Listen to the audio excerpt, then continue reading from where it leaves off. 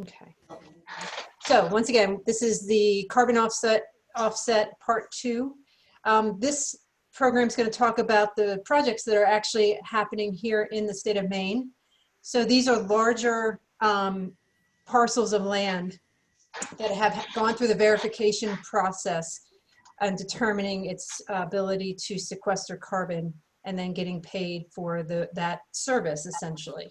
And like I said, we have Lloyd Irland here today leading, co-leading this presentation. He's one of our most consistent writers for our newsletter, Maine Woodlands. He's a economist, a forester, a writer, scholar. He's a bit of everything. And he's been our consultant advisor as we have developed our carbon and forest concepts and articles this year, as you may have seen in our newsletter. And we are developing a section of our website looking into the role of forests in climate change and carbon, addressing carbon in the atmosphere. And we're also focused on how climate change is affecting our forests here in Maine and around the world. So I'm not going to go much further except to say also we have Mark Berry, who's with the Nature Conservancy, who is someone who has worked directly with one of these large projects on their property. And so we are very lucky to have him here to talk about the experience that the Nature Conservancy's had going through the process of getting their land into a verification program and selling their carbon credits. So this should be a very interesting session. This is building off of the presentation that Lloyd provided last month. We talked about the kind of the nuts and bolts, the basics of how you measure carbon in forests. So he's going to probably do a quick review of that, but then get into the discussion of what we're doing here in the state of Maine. So I'm going to hand it over to Lloyd. And Lloyd, thank you very much for being here. And you let me know when it's time to change the slides, but other than that, Lloyd, it's all you. Very good. Thanks a lot. Thanks to all of you for joining us this afternoon. Fascinating topic as always. For some reason, a remark comes to mind by Mark Twain, who observed once of a certain subject. He says, for generations now, scientists have been casting much darkness over this subject. And if this continues, sooner or later, we will know nothing about it at all. And I am a member, and Mark sometimes participates in a discussion group of what you might call carbon nerds in Maine. We do very technical analysis of all of this. And sometimes we feel like we are casting more darkness than light, and we are wondering just how to make this move forward. So the experts and the nerds don't have all the answers, but we do hope we can help you get a general primer on carbon projects and what they're like, what they're about. This is one of my favorite photographs. This great big orange baseball was taken in Denmark, and it's unfortunately, it doesn't have really good scale next to it, but it's about 30 feet in diameter, and that is the volume taken up by a ton of CO2. I take it at ground level atmospheric pressure. So it's kind of a nice way to take some vague notion of how much is a ton of CO2 and give some bit of reality. So next slide, please. What I plan to do is just give you some basic definitions, because what we found in some of our other presentations is that halfway through the questions and answers or halfway through the presentation, someone's asking, well, what is this? Or what is that? What is this? There's so much trade talk and jargon in this that it just seems an attempt to give you basic definitions first is useful. And then Mark is going to talk about specific projects and take off from this as a base spin. Hopefully he won't have to spend time on it. So I've called these flavors of offsets and credits, offsets being essentially the same thing as credits. And every time you try to simplify something like this, there's a risk of oversimplification. You're going to leave something out, but we're trying to make this manageable for a short introduction. So part of what I'm talking about down the left side here is who makes the rules for these things? How long who buys these offsets? How long do they last? How stringent are the processes? Is there a secondary market for these credits? and what kinds of things count. What can you get credit for? And I'm identifying 4 broad areas of offsets and credits. The first one is an emission allowance. It's not actually an offset, but the point is that's the benchmark. An emission allowance is what a regulated emitter gets under a compliance program. When the state of California, for example, or the regional greenhouse gas initiative, or the European trading system, which is the ETS there, they place caps on how much emitters can emit. If they exceed that, they have to buy an allowance from someplace else, or they have to buy a credit to offset what they exceed. If they underrun what they're allowed to emit, they can sell allowances that they don't need. The allowances are basically used as they go, so there's no question of how long they last. And what counts as monitored emissions. And it turns out that it's very straightforward in most cases to measure and to validate how much an industrial plant, an oil refinery, or cement plant emits of carbon and carbon dioxide. Then you have verified project credits. I just spoke of how if a regulated emitter under a compliance program exceeds their allowances, that's all fine. There's no problem with that. You just have to make up the difference, so to speak, by covering that difference, that excess, by purchasing verified credits or by purchasing allowances from somebody else. So who makes the rules? A whole bunch of people make the rules. Primarily the compliance organizations that manage these compliance processes, as well as more detailed rules by organizations that serve as intermediaries in the market, the so-called brokers. The duration of these credits can be 40 to 100 years. And for proper credits, there would be a certified emission reduction credit called a CER, a CER. You need 100 years. And why is that? Because this verified project credit needs to be the same thing as taking a ton of carbon out of the smokestack of a power plant. It has to be the same thing. So that means it has to last a long time. How stringent are these? They're extremely stringent because they have to be, because it's a compliance with a legal requirement. Is there a secondary market? There is for some of these a secondary market.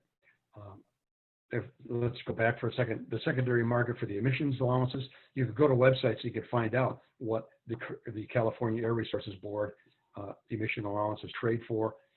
You can find out what the emission allowances in the European trading system trade for every day. So that's there because that's a secondary market. People are buying them, selling them. Then there are what I'm calling family forest plans, which are now starting to emerge. They are not the same thing as verified project credits, but they're trying to find ways to mobilize carbon funding and to enable small property owners, small forest owners, I call them small carbon owners, to take advantage of an opportunity to sell credit. These are very early stages of development. We're trying to learn right now, our little group of carbon people, how they're working in some other places, and we're in the midst of doing homework on that. It's hard to say what they will accept for how long, but they clearly understand that small owners are not up for 100-year commitments. They may not be up for 40-year commitments, and so much shorter periods of time are under discussion. Smaller size properties is what they hope to be able to serve, although that poses a lot of challenges and issues that people haven't thought about very carefully, and I'm skeptical about how far that's going to go. They hope to have a secondary market, and it remains to be seen. It may not need a secondary market to the extent we have funding from foundations and other sources going into it. Then you have national accounting. National accounting started when they signed the Kyoto Protocol. Well, everybody else signed the Kyoto Protocol, right? The United States did not. And at the end of the Clinton administration, the Kyoto Protocol was finally adopted. It took about a year for enough of the countries to sign up to it that it took effect. And under the Kyoto Protocol, countries committed themselves to certain amounts of emission reductions. The details don't concern us here, but they made commitments, numerical commitments to how much they were going to reduce their emissions in the future. And during that process, it was decided that countries could import project credits from other countries. So a utility in Germany could fund a project in India or a project in China or Brazil that would sequester carbon and use it to offset part of its emissions that it was producing at a power plant in Germany. As you can see, it's pretty important that there be a clear and measurable national accounting system so that everybody knows, well, country X is meeting its commitments or it's not. So that's what national accounting is about. And one source of the confusion in this whole business of project offsets and credits is people sometimes get the criteria and the rules for national accounting mixed up with the criteria and the rules for the project credits. So let's see. Okay, can I have the next slide, please? Since so many of these things are linked together, why don't I go through all of them? Then we'll take questions on anything that I've said. So some of the definitions, I've already mentioned some of these terms which need definitions. An emissions allowance is the amount that a regulated emitter may emit. They're allowed to emit a certain number of tons under their permit. As a country squeezes down on its total emissions, it cuts down the emissions that the given emitter, whether it's a power plant or a cement plant or a paper mill, is authorized to emit. That's the whole strategy.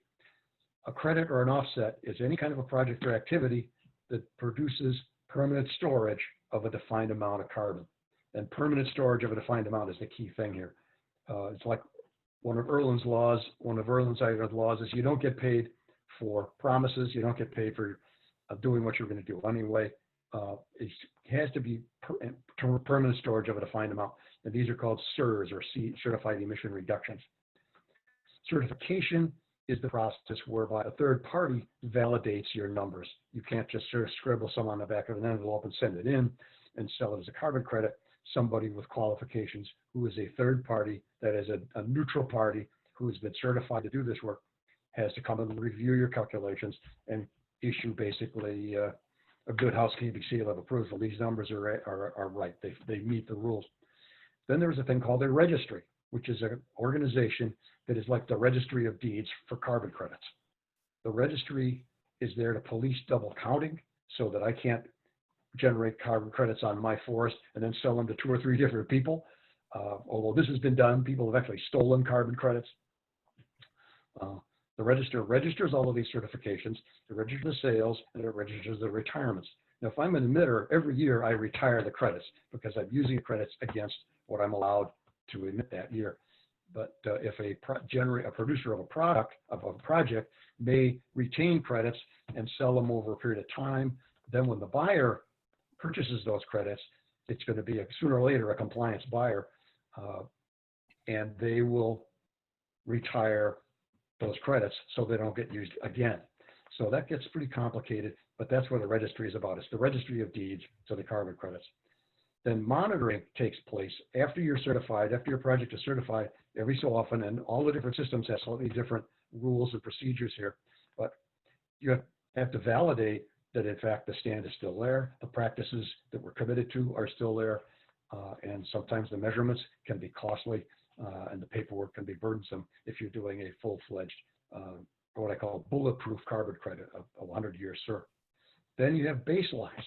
Now, the baseline basically is an attempt to make clear the difference between before and after versus with and without.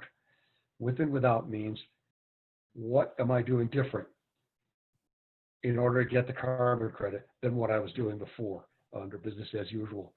It isn't before or after, but it's with and without. So we're going to make that a little bit more clear in just a second. Next slide, please.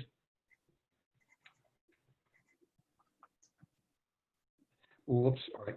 Here's just one more set of definitions of the markets you'll hear. The compliance market is where a credit or offset is accepted at par with an emission allowance and where they're traded. They're traded in secondary markets. There are brokers, there are companies, buyers and sellers. Most of these are totally electronic markets. They're not like the New York Stock Exchange or the Chicago Board of Trade, where you have guys in the pits yelling and buying and selling, or you have specialists. These are electronic markets, and they're bought and sold, and prices are generated, prices are published, and they can be bought and sold because they're all the same thing.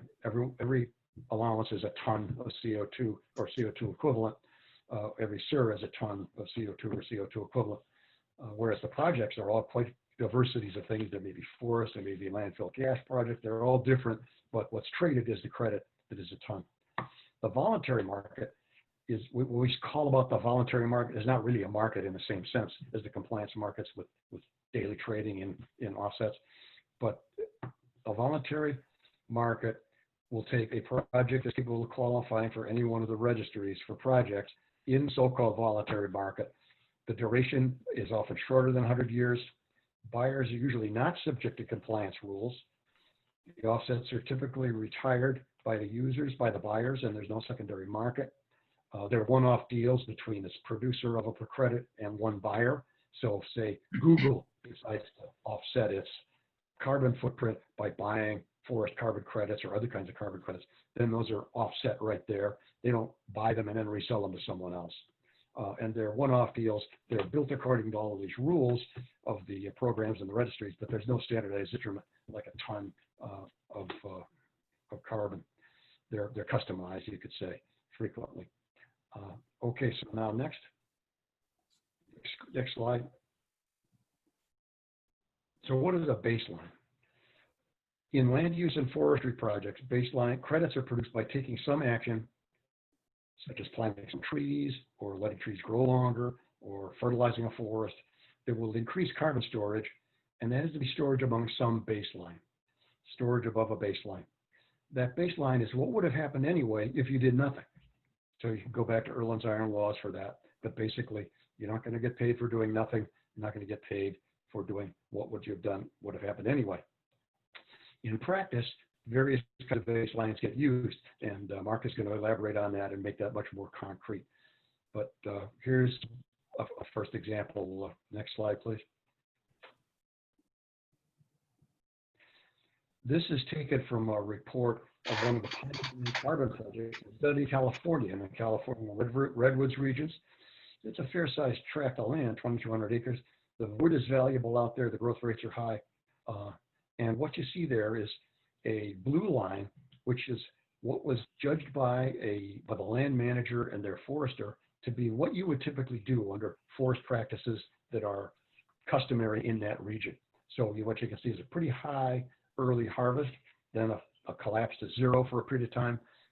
This is like cutting cycles. They'd work through the forest, cut a lot of wood. They'd wait a while till the next material became vegetable. Then you'd have a bump, and then you'd gradually even out to a kind of a sustained yield farther out. And that would be called the baseline. Now that requires a lot of judgments and a lot of technical knowledge to project out that baseline, computer models and all. Well, then the red line is the carbon plan. That's the line that's going to build growing stock. And there are more charts that I'd love to show you because it's really interesting stuff, but you don't want to get that deep into it right now. The red line is say, okay, let's say we don't cut all that wood now, but we leave it to grow. And the wood grows rapidly there. We actually sustain a significant reduction in harvest of 36 million feet over this long period of time on 2,200 acres. And that equals $11 million of revenue loss. And it generated 600,000 CERs, 600,000 certified emissions reductions. So this is kind of your forest manager's perfect idea of a baseline. It's taking what you would have done anyway and then showing how you change it to store more carbon. So, okay, next please. Another form of a baseline is used when you're starting what they call afforestation and reforestation projects. Here we have a hayfield. The baseline is not really the hayfield, but it's what would grow back naturally. On the right, you have a mature pine stand. Whether it's a plantation or not, I don't know. It could be. But the baseline is not the hayfield where you have no carbon. The baseline is, what if you walked away from the hayfield, which is happening every day? In order to keep the baseline as the hayfield, you have to be able to prove that it's going to stay a hayfield for 100 years. And if you can prove that, then that's the baseline. So the baseline is what would have happened anyway if I did not plant trees and manage to stand. So next please. Because these baselines involve a lot of assumptions and they involve a lot of technical mumbo jumbo and cost, people have devised methods of adopting baselines for working purposes that are a lot more straightforward and that especially would be much more user-friendly to the small landowner. If you were at the one with Denny Gallaudet, which we had a couple of weeks ago. This is basically what he did. This is the California Air Resources Board method, which Mark is going to go into in greater detail. But basically it says we have a baseline that is the average amount of volume, not so much management practices, just to keep all that stuff out of the picture. Average level of volume in a particular forest type in a particular region. That's that orange line. And the blue is a yield curve of, it happens to be for northern hardwoods, over time, showing you what amount of material is there on, and this is in fact, let me make sure I got this is cubic meters now, so this is merchantable wood, but the point is sooner or later you're going to start with merchantable wood and then convert to carbon. So then you can sell the excess that's on your property above the baseline. So this is clearly a lot easier to understand than the previous two that I just showed you. And this is the kind of way that you're typically going to hear people talking about baselines. So are there any questions about what I've said so far?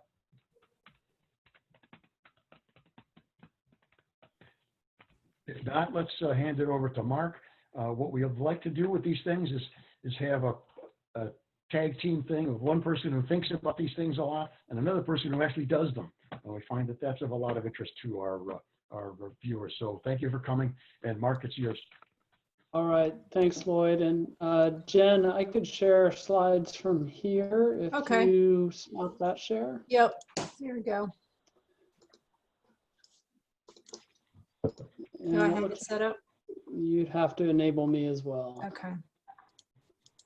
Well, while she's looking at that, hi everyone. For those that I haven't met, I'm the Forest Program Director for the Nature Conservancy here in Maine. As Jen indicated, I was involved in the Nature Conservancy's process of deciding to create a forest carbon offset project on the St. John Forest. But before that, a couple jobs back for me, actually, I was at Down East Lakes Land Trust. There, we did what was one of the first forest carbon offset projects in the country to register for the California market. And the Land Trust went on to do 2 more and had some influence on some other projects in that same part of the state. And looks like this should work now.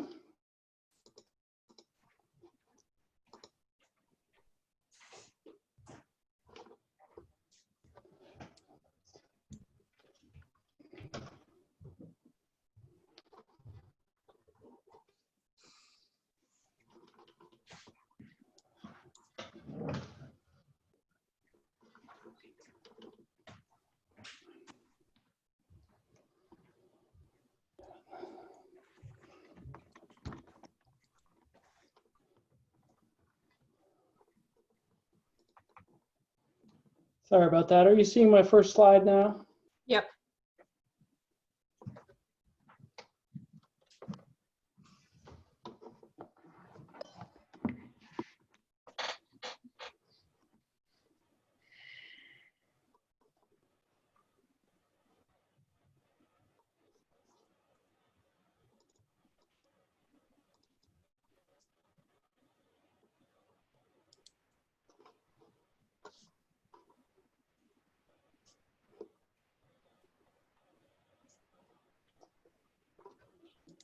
Still with us, Mark?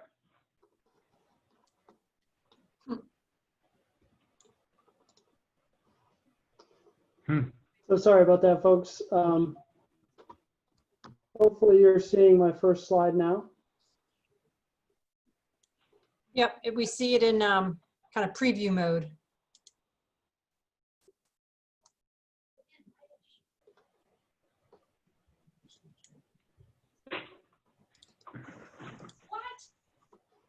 Could we get this on a full screen mode?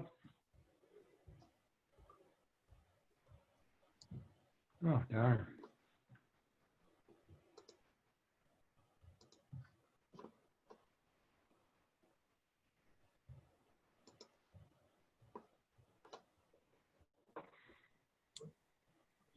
Mark, are you still there?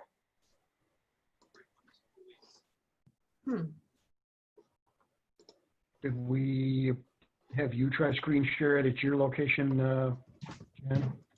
Try that. I gotta pull it up though.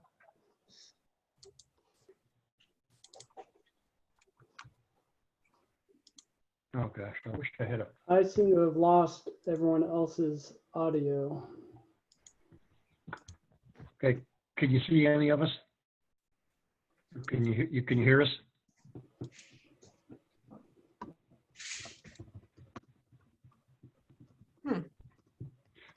We can't see your, if you can hear us, Mark, we can't see your presentation again anymore.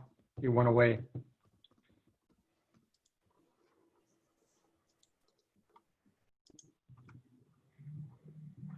Well, sorry, folks. Has anyone present been involved in a carbon project or even kind of seriously looked into it for themselves? Just wondering. Yeah, Lloyd, I did for a while. Oh, yes. For the company, or? For the large landowner, the Malone ownership. I see. Anything you can say about that experience, just in general, or? It's a pretty rigorous process to sign up, and then you get the 100-year obligation. I think the 100-year obligation is something that any landowner would take seriously. They came close, but decided not to do it. But these groups are very good at explaining it and very reputable. So I think you always feel like you're in good hands. So, All right, Mark, I'm going to share my screen. all right, thank you for that. And my Sure. apologies, everybody. I'm Sure. not sure what caused that glitch, but perhaps my computer has just had too many Zoom meetings today. So I just have a few slides here, and we can go ahead and jump right to the second one. Okay. So this is showing a summary of the existing carbon offset projects in Maine as of this past February. And what you'll see here on this list is that it is predominantly a list of conservation organizations that have extensive forest land properties, along with notably Passamaquoddy tribe with nearly 100,000 acres enrolled, and quite recently the Bascahegan Company, which is a private forest landowner of a similar scale, also in eastern Maine.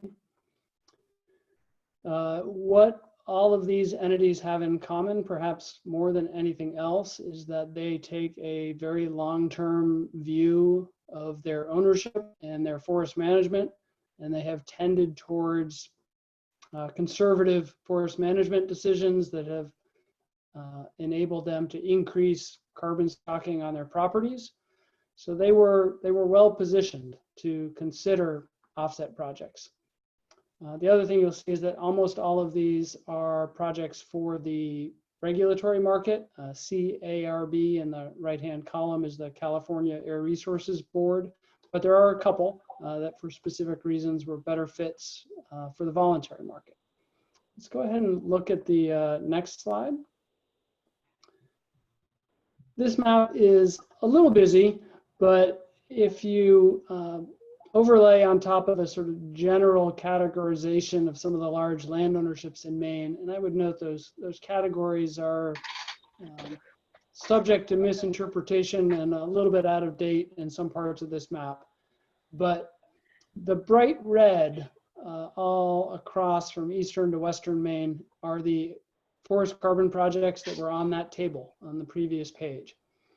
So in eastern Maine, Down East Lakes Land Trust, 3 projects together cover about 55,000 acres.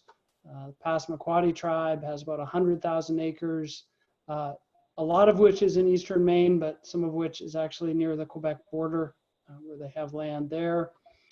The Bascahegan Company is some of the northern portion of that land in eastern Maine. The Nature Conservancy's St. John Forest are the 2 northernmost parcels near the Quebec border, and the Appalachian Mountain Club in the center of the state, and some smaller parcels that are Northeast Wilderness Trust. So that's sort of the distribution and scale. We could go to the next slide.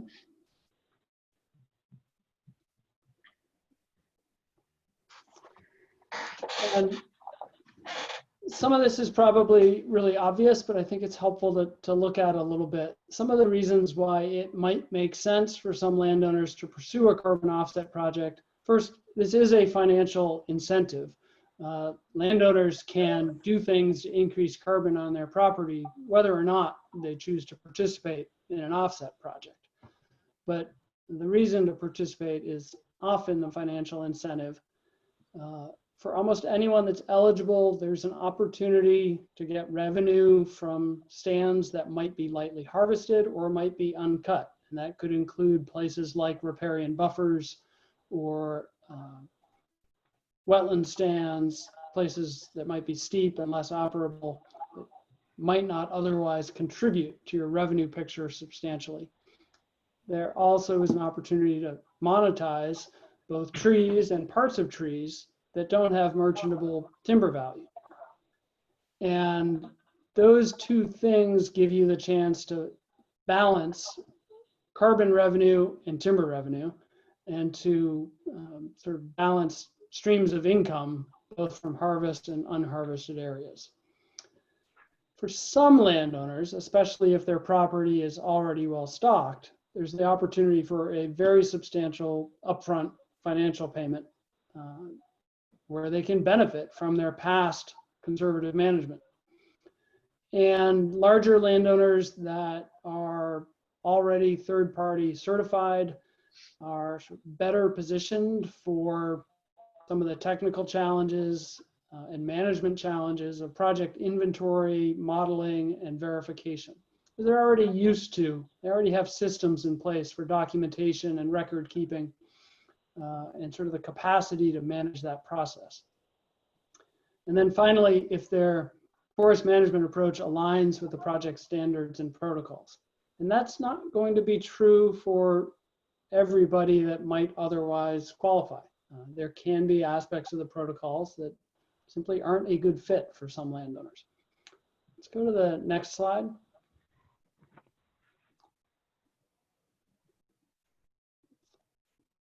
Lloyd has touched on this a little bit in his table already, but one of the things that we're seeing now, despite the table I showed you, which emphasized the compliance market, the voluntary market seems to be where a lot of new interest is focused, and that's in large part because of these factors. It's a 40-year commitment instead of a 100+ year commitment.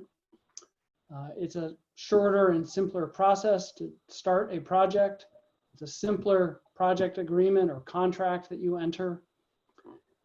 And also important are a different approach to the baseline and a different opportunity in the marketplace. The baseline, that, as Lloyd already described, it's a really important consideration for any offset project because it determines where your opportunity is. In the regulatory market, the graph that Lloyd showed with the flat line that represents regional common practice for a particular forest type, that's typically your baseline for a compliance market project. With the exception that if you have already made other legal commitments, say you have a strict conservation easement, or there are other regulatory aspects affecting your property, those things affect your baseline as well. You can't be paid for something that you're already committed to do. But then you're able to look at your stocking relative to that baseline, relative to what's typical in your region. And that's why there is often a big upfront payment in the compliance market if you have high carbon stocking. And then there's initial income over time as you sequester and store more carbon. I would differ a little bit from Lloyd's characterization, though, in that your project can be based on what you otherwise would have done. It just can't be based on what you're otherwise legally bound to do. So sort of the alternative scenario is it's a counterfactual scenario, right? You can never actually know what would have happened. And so what the protocols really rely on is what what could happen hypothetically. And what could happen hypothetically includes you selling your property to someone else who would do something different. And so, you can have a management plan that calls for your stocking to increase over time. And your carbon project can rely on exactly that same management plan that you already have. But it can't rely on a legal commitment you've already made. And so that's a nuance that's pretty important. In the voluntary market, the baseline is a little bit different. It's not simply based on what's typical in your region, that regional common practice. It gives more emphasis to what's legally permissible. And so if you're developing a project for the voluntary market, the analysis will essentially look at what could you do and what might a different owner do if they were going to come in and maximize short-term timber revenue. And then the carbon project is sort of the difference between your management and that hypothetical scenario that might be a really heavy harvest upfront. So there's a little difference between the baseline and how it's determined, and that it can have a significant effect on whether a project is a good fit for the voluntary market or the compliance market. The other big difference on the market opportunity Lloyd talked about, a compliance offset is a compliance offset, and the market price is affected by the economy around those offsets. But an offset in the voluntary market, the price is determined by a negotiated sale. And buyers in the voluntary market typically or often care about more than just how many tons of carbon they're sequestering. They typically often also care about the story. So a buyer in the voluntary market may be attracted to a forest project where there are co-benefits that they can talk about. Benefits for wildlife habitat, benefits for water quality, benefits for public recreation. Because those buyers might be corporate entities that want to tell the story of the good they're doing in the world. And the Nature Conservancy has found that its projects working with private landowners around the country for the voluntary market, they've been able to attract corporate buyers because of those co-benefit stories. And you can buy voluntary market offsets from other types of projects, like gas digesters that reduce the amount of methane that gets released into the atmosphere. And they're much less expensive than forest carbon offset projects in the voluntary market. And they're much less expensive because people don't really love talking about methane gas digesters. So if someone just wants offsets, you can get cheap offsets. The flip side is if you're selling forest carbon offsets, you're selling the story, not just the offset. And that's why you're getting a higher price. Unfortunately, the price for voluntary offsets is still lower, almost always, still lower than the regulatory market because it's easier to accomplish, because it's a 40-year commitment instead of a 100-year commitment. That's my last slide. So I just have one more picture. You can go to it, Jen, to take the text away. And happy to take questions and discuss things. As I mentioned, I've definitely been through the process of decision-making with 2 organizations on whether it made sense to pursue offset projects, and they're complicated discussions. But, I've got a please follow-up do dig question. in with questions, either Jen, if you want to facilitate it all. We have a small enough group that I think people can probably just unmute themselves and jump in. Yep. I've got one for you that follows up. Has TNC done carbon offset, carbon credit sales on any other of its lands in the U.S.? Yes, in a few instances. So not very many. And one of the reasons why it's not very many is that typically when the Conservancy in the past has acquired large properties that otherwise might be suitable for offset projects now, we've done so with funding sources that commit us to our future management to a certain extent, whether those are public grants or whether those are donor commitments.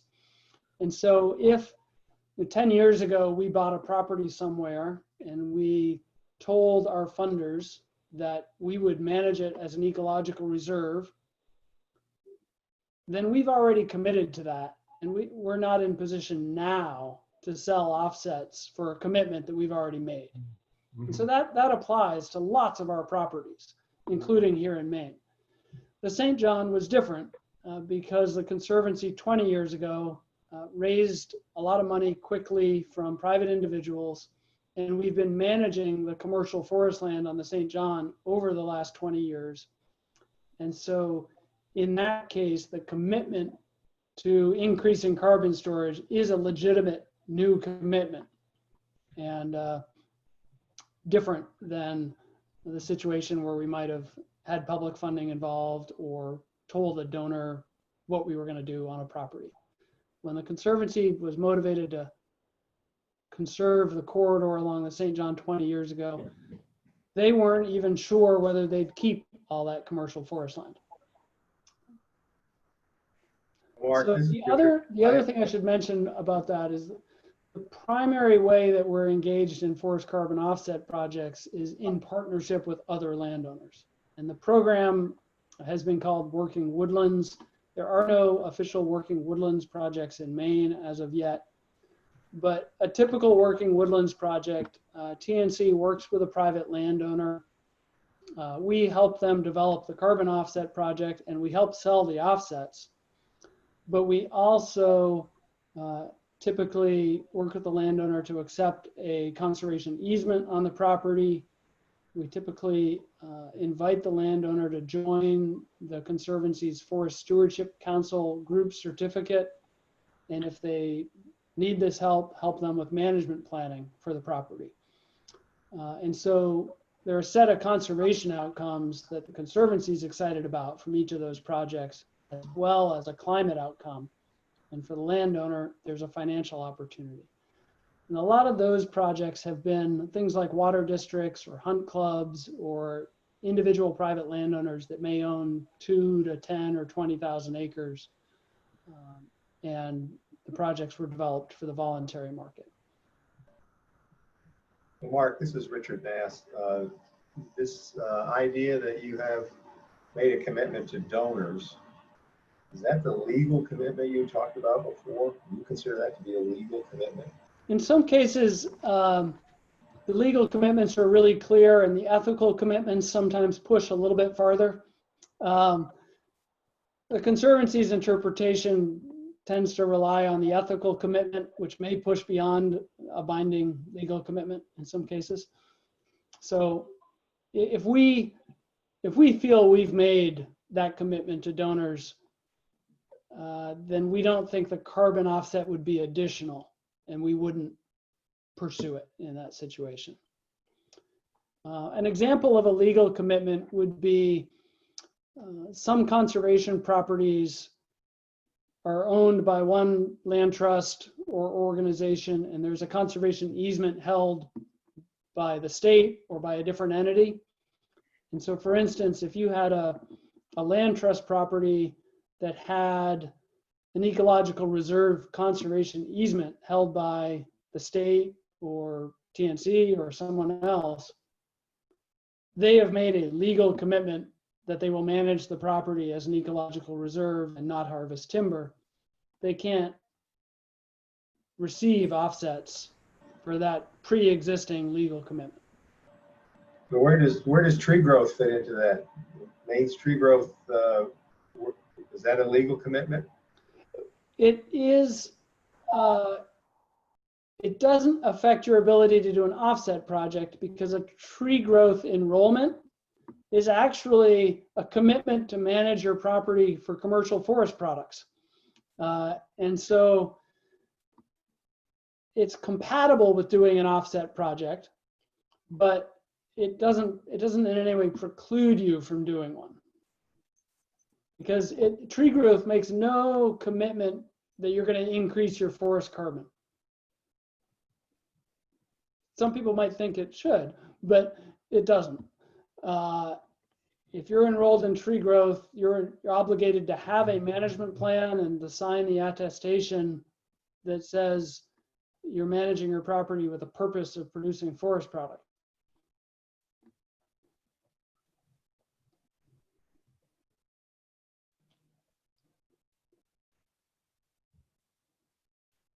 Jump in if you have a question. Yeah, this is John Bryant. Question for Lloyd or Mark. I know there's a lot of family forests that are considering this, but could you talk about the barriers to entry and what it's going to take to facilitate that moving forward? Yeah, Lloyd, do you mind if I jump in first? And follow up with me with your thoughts. So the primary barrier is basically economy of scale, and it's too expensive to develop a project for either market if your property is too small and isn't generating enough offsets. And that's because for either the voluntary market or the regulatory market, the protocols require you to have a third-party verification of a statistically valid carbon inventory on your property. And the cost of getting that statistically valid inventory on a small property is substantial, and it doesn't go up that fast as the property gets bigger. And so it just doesn't work if your property's typically less than 2,000 to 5,000 acres, unless it's very well stocked. There are two main strategies that I'm aware of that are trying to crack that nut. The first is the concept of aggregating multiple properties into an offset project. And we're involved in that strategy and piloting in Vermont with the Vermont Land Trust through what's called a carbon co-op, where the land trust is actually creating an LLC, a legal entity. Each of the landowners, and I think there are 14, each of the landowners is signing an agreement with the co-op, and then the co-op is signing the project agreement.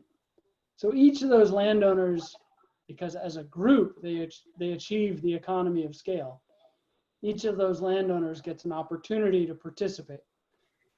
Challenges are, how do you share responsibility across multiple landowners? And in this case, the co-op model, the LLC is managing that risk. It seems promising. It is a model that seems like could work here in Maine for properties of sort of a medium size, maybe a few hundred acres up to a few thousand acres could be aggregated together. The second strategy is to shift away from a statistically valid carbon inventory on each property and instead have landowners commit to implement certain practices. And so the landowner is not responsible for tracking their inventory of carbon.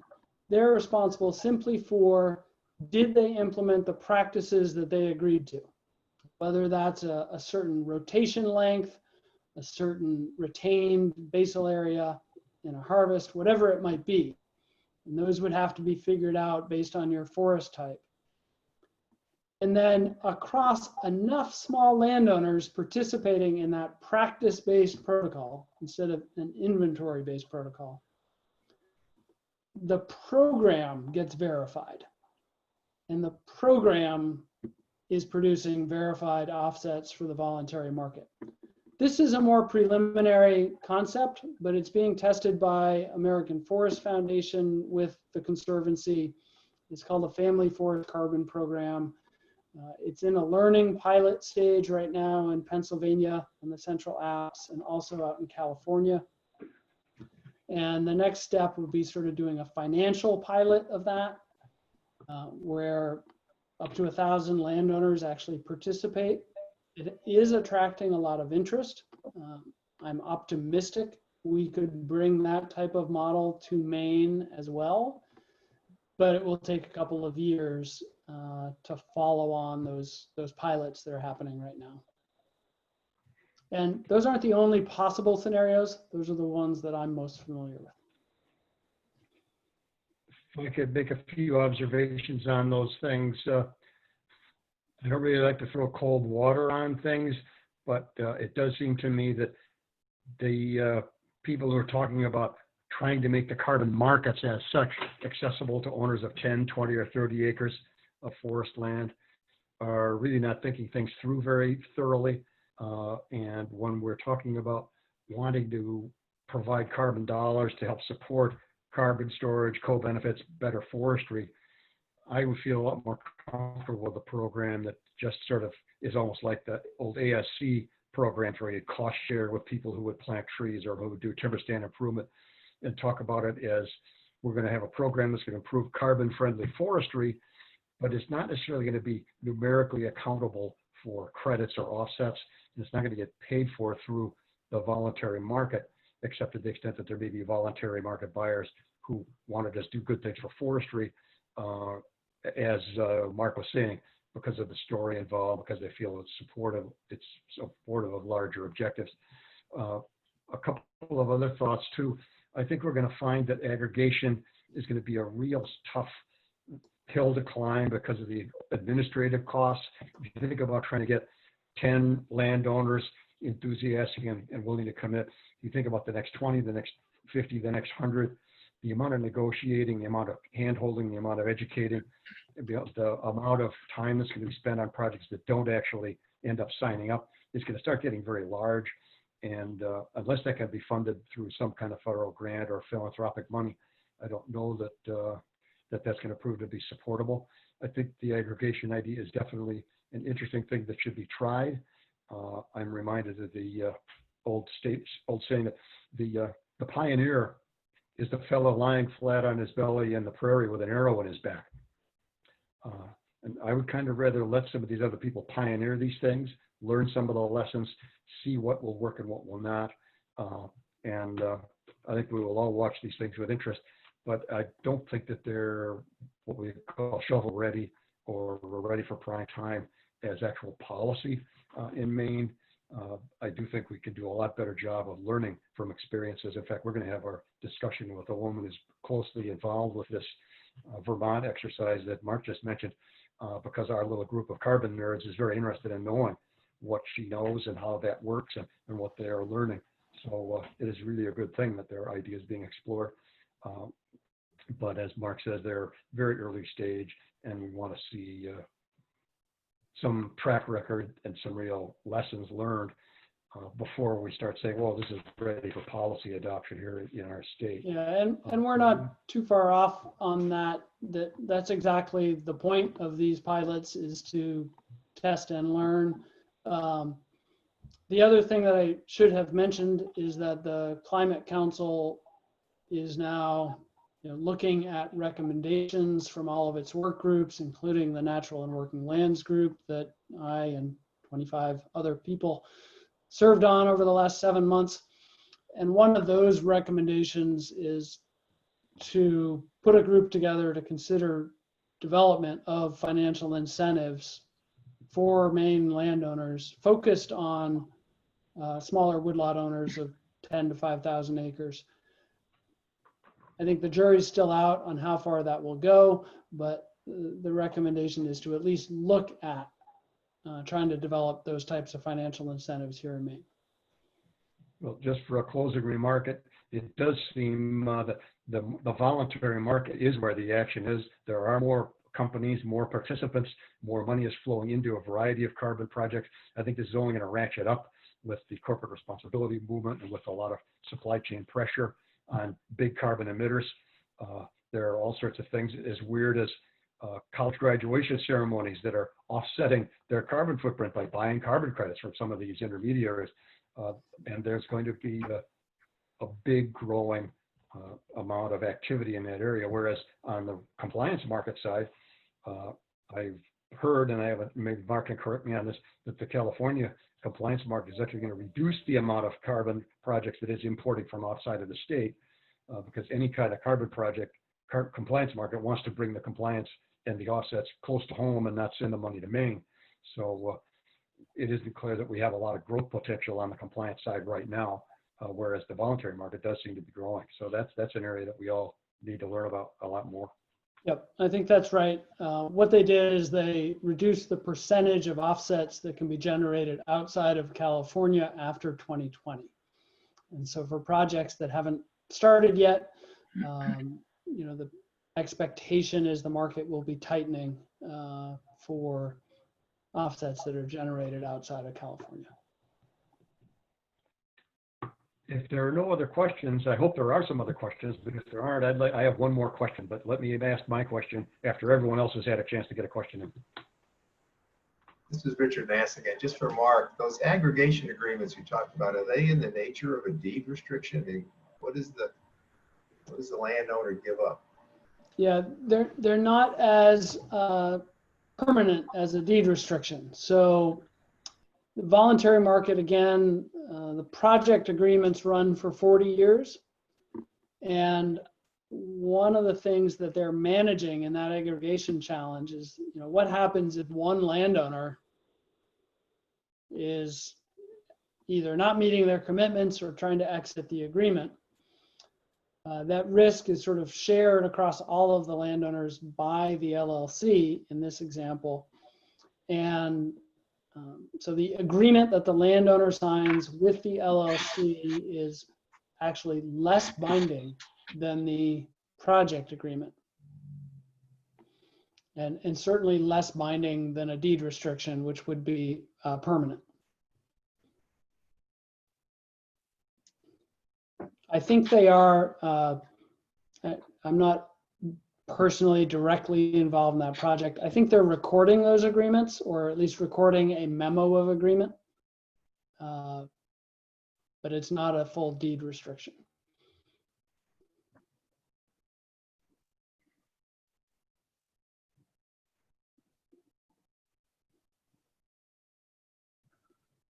Well, ready for my question? My question is really to the audience. Jen and I have sort of gone back and forth in our own minds about what is it that the members of Maine woodland owners would like to know about this subject. What would bring in an audience if we were to put on another webinar, or is a webinar even the best way to do it? Should it be sessions at the annual meetings, or should it be something else? I'd like to know if there's anything that those of you who are here now would like to see put on a webinar so you could learn from it, because we need to hear from you what it is that you're curious about, what you'd like to know, or what you think other owners would like to know.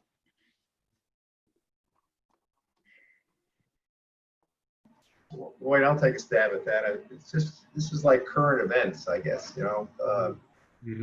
In my mind, it's just the stories like you and Mark have been telling us, you know, what's working, what's not, what other people doing, is kind of a continuing saga here, I guess. And so I will continue to, as one member, will continue to tune in basically and hear what you know about the whole subject as it morphs and changes and issues come up. It's not easy to ask questions and talk to people who are on, you know, we're doing this kind of stuff. So for me, it's like current events, I guess. One idea or one question I have is, we've done a series, I've had people write for our newsletter on this issue, almost to the point where it's giving people the baseline knowledge that people need to understand this, and then building off tangents from that. And my question would be, do we want to expand on some of the topics that we've been covering in our newsletter? Does a webinar on that make sense? I do have a question here, by the way. Mark and Lloyd, so we'll see if we get any feedback here, and then I have a question from someone who's is about to leave. Oh, it doesn't have to leave, but he's got a question. He's still Yeah, here. Raya. My name's Mariah. Oh, hi, Ryan. I'm sorry. Thank you for speaking No up. worries. Yep. But just real quick, anybody have any thoughts about what we can do for future presentations? You can also email me. I'm open for any suggestions. jen@mainwoodlandowners.org. So please feel free. I'll read Ray's letter or message. Interested in to know, as someone who has 1,000+ acres of family woodland, I would likely inherit from dad, uncles. I'd like a future strategy for managing the land for tax benefits and my own values, et cetera, beyond the current options of tree growth and open space options. I'd like to take a stab at that. First, hi, thanks for the question. That's an exciting opportunity, and I recognize it can also be a challenging one. And I think, one, you're in the right place. So Maine Woodland Owners is a good place for you to be asking that question, not just in this webinar, but connecting with the organization more broadly. Obviously, another consideration for you that could help with your finances for a property or set of properties at that scale is that they may well be of conservation interest to a local land trust, a regional group, and you could consider a conservation easement if you wanted to retain ownership of the property. The sale of that easement could help change your financial situation to make it easier to carry the cost of the property and manage it the way you'd like to. The other thing two other things.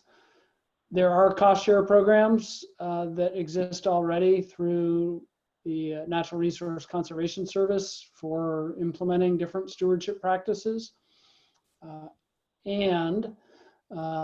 Tree growth and open space may evolve over time as well. So another recommendation of the Natural and Working Lands Group was to consider a new look at the open space program in particular, and think about whether there might be an incentive built into that program for carbon informed and climate beneficial management. I imagine Jen or Lloyd might have more thoughts to share.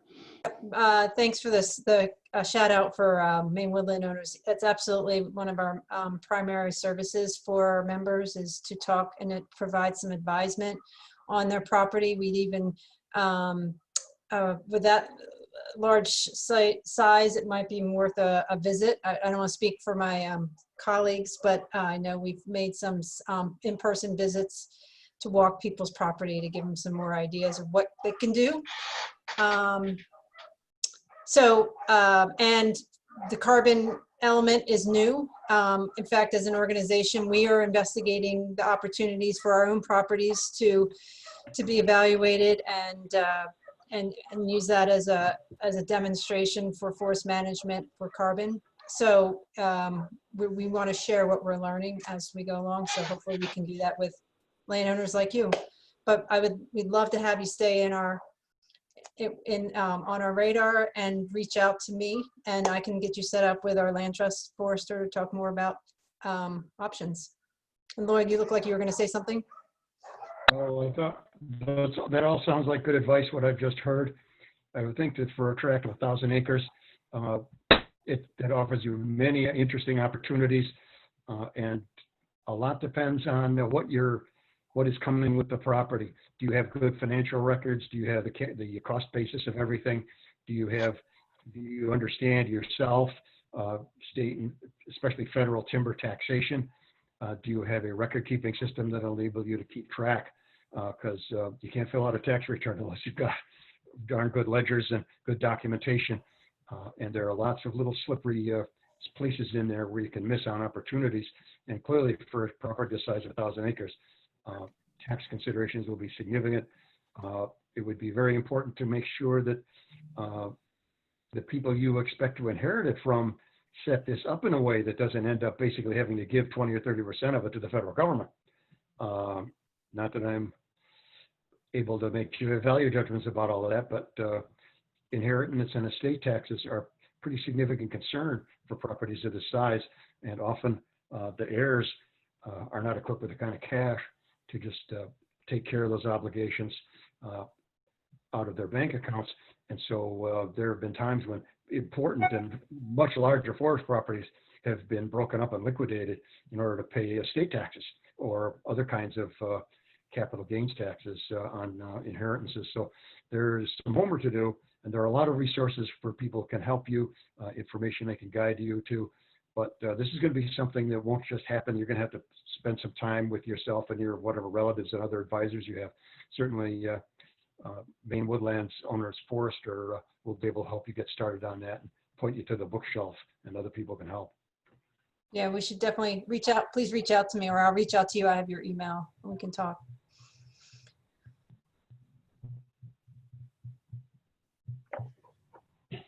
Anybody else with questions?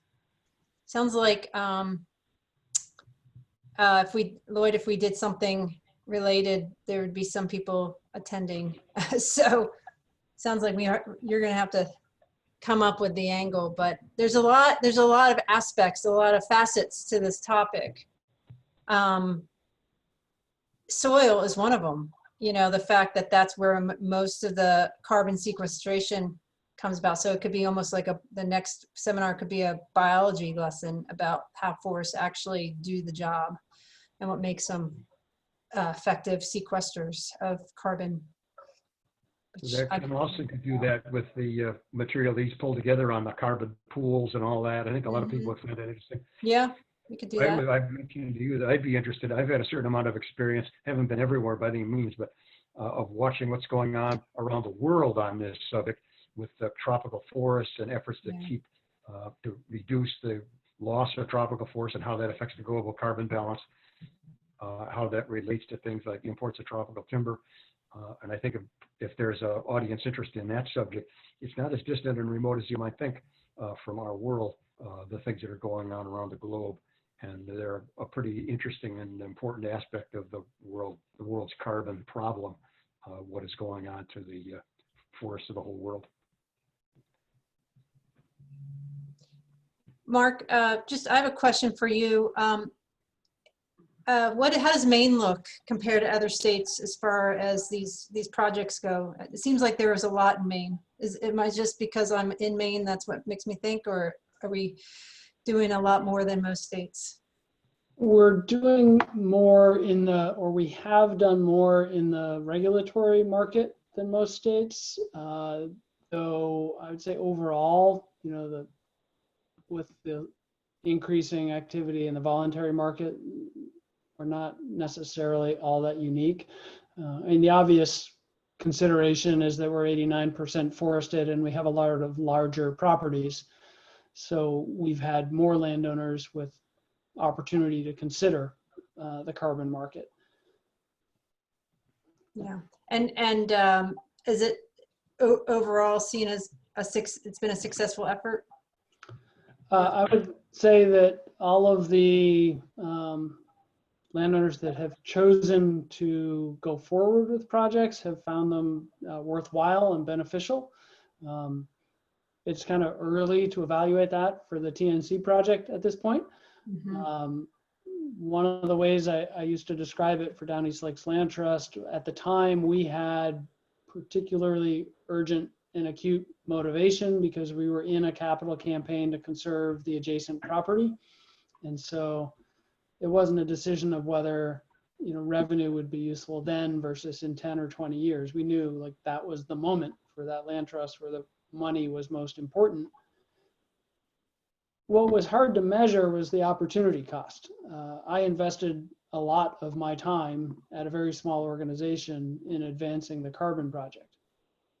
It ended up bringing a lot of benefit, a lot of financial return, but there was no way to know whether I might have accomplished the same thing just as efficiently by cultivating more donors or spending more time cultivating donors. You know, see, there are some unknowns when you invest time and effort, right?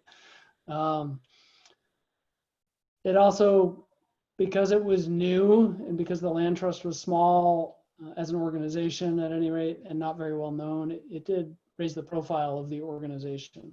So there were some benefits from that perspective. Yeah. But financially, it was really clear. It was a big financial return and advanced the organization's mission by funding more conservation. So that benefit was really simple and easy to point to. And I think it helped conversation with donors to say, we're doing everything we possibly can to help advance our mission, and we need your help, instead of we want you to pay for everything. What's interesting too is the fact is that, you know, we're still building the tracks as the train's going down with this type of work. However, if we don't preserve the land, we will never have a chance to see if this is a viable opportunity for these types of forest tracks. And so it gives a little bit of an argument for preservation in the sense, and conservation even more so, because we could have a missed opportunity if we don't make the efforts to preserve these large tracks. Obviously, Right. The larger, the better for these projects. And the other sort of thing that's interesting to look back on with the Down East Lakes project, you know, at least for me, is not only did the organization move on to do 2 more, one of which started while I was still there, but their immediate neighbor, the Passamaquoddy tribe, went forward with a project, you know, and they spent a lot of time talking to us and others at Down East Lakes Land Trust before making that decision. The Bascahegan Company went forward with a project after hiring their forester, Kyle Burdick, from Down East Lakes Land Trust, so relying on his experience. Interesting. And then I ended up at TNC, and we were starting to think about a project and went forward with one. So that none of that was really Down East Lakes Land Trust mission per se, but it did seem to have some trickle effect of adoption by others. Yeah. Interesting.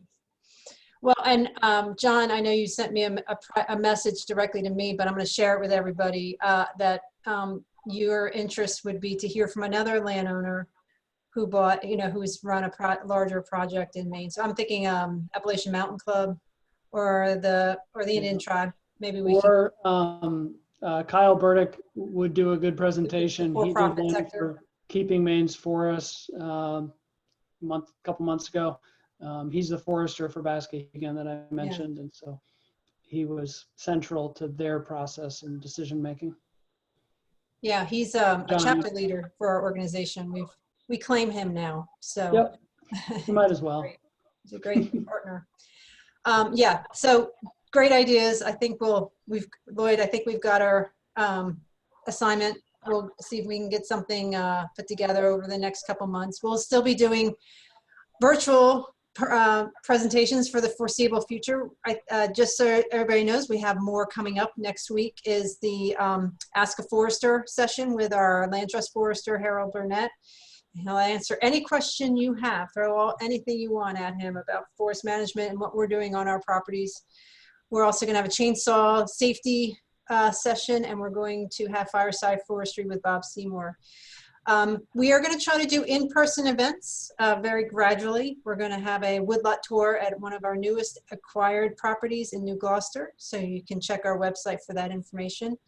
And we're going to see how that goes, and if that goes well, we will plan for some more, but we will continue these online forums. So email me any thoughts you have about anything you'd like to see for these. These are for you. And it's a very efficient way to deliver good information, getting some great speakers to help us pass on the word about forest management and the forests in Maine. Any other questions? Any other inquiries? Okay. Well, thank you, Mark and Lloyd, for your time today. This will be posted on our website, on our climate area of our website in the next day or two, and let everybody know it's here. And then please read our articles and other video from last time. So trying to build our resources here. But again, thanks again, Mark. It was great to hear about your project and your All right. work. Thanks, everyone. All right, thanks everyone. Have a great Thank rest of your you. day. Nice job, guys. Take care. Uh,